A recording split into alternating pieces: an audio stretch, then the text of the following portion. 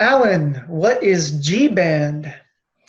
G-Band is a simpler modification. It's one of the earlier tools that we came up with. And again, we don't draw the lines as much as we draw these arrows that you see. If you toggle the G-Band on off, you'll see the arrows coming on and off. Because the point was, lines mean interpretation, whereas arrows, because they're just on and off, they're much simpler to deal with.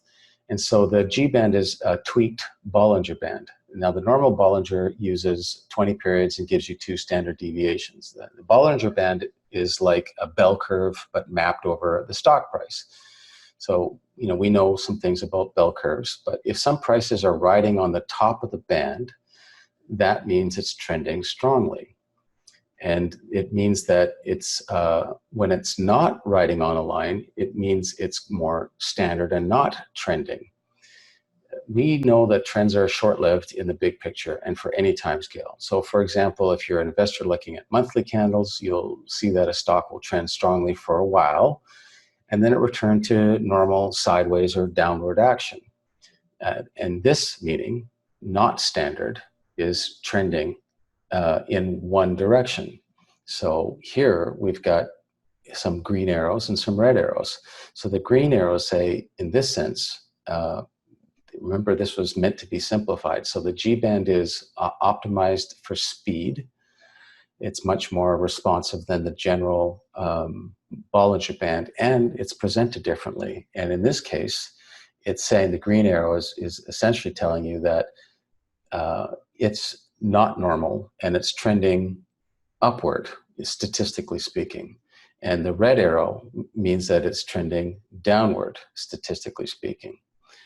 I think if you hover over one of those arrows, it may tell you something. So the G-band is expanding. In one case it's up, in one case it's down. But that's basically telling you that if you did draw a Bollinger Band on there with those lines and interpret the lines, you'd have to say, especially when it's on an angle, is the Bollinger getting wider? Well, getting wider means that there's more of a trend building, that it's continuing, that you're seeing something that is not quote unquote standard. You're seeing something where it's in a direction. And sometimes, like you saw in the left bottom part where there's red arrows, the candles are not really moving down very well. Then you can say, well, yeah, the Bollinger, our version of it, which is the faster version, might be expanding, but that doesn't mean it's a trend. This is just meant for direction, and maybe there's a trend happening. That's where you'll actually want to use more than one indicator, because each indicator has a purpose, and that's where you sometimes look for agreement of purpose. It's like, well, okay, sure, you're saying that the downward direction is more probable than upward right now. That's the way to use it. And there are lots of indicators, and the point is that some people like some indicators better than others because they know how to work with it.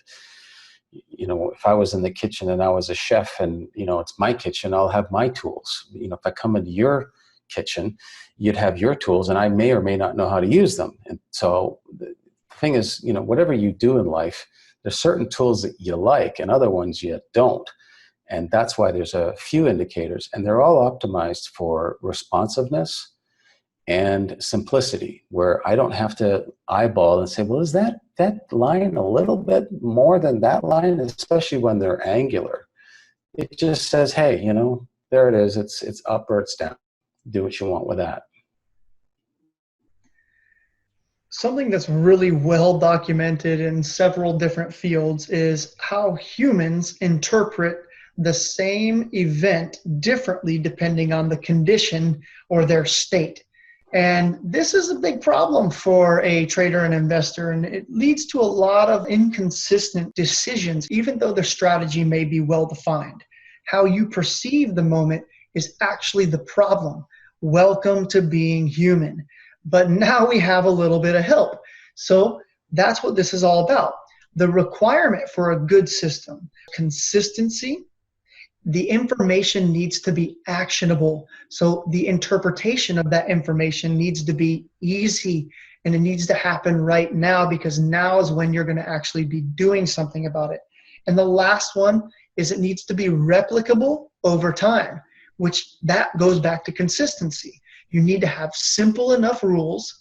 Is the arrow there or not? Or in the current candle, is the arrow there or not? Is K-band on or off? Is trigger on or off? Is it above or below the trend line? Okay, now we have isolated variables that are out now all working together, and they're based off of the same information every time. So now those human conditions, those human factors, they don't get in our way as much, and this leads to increased results over time.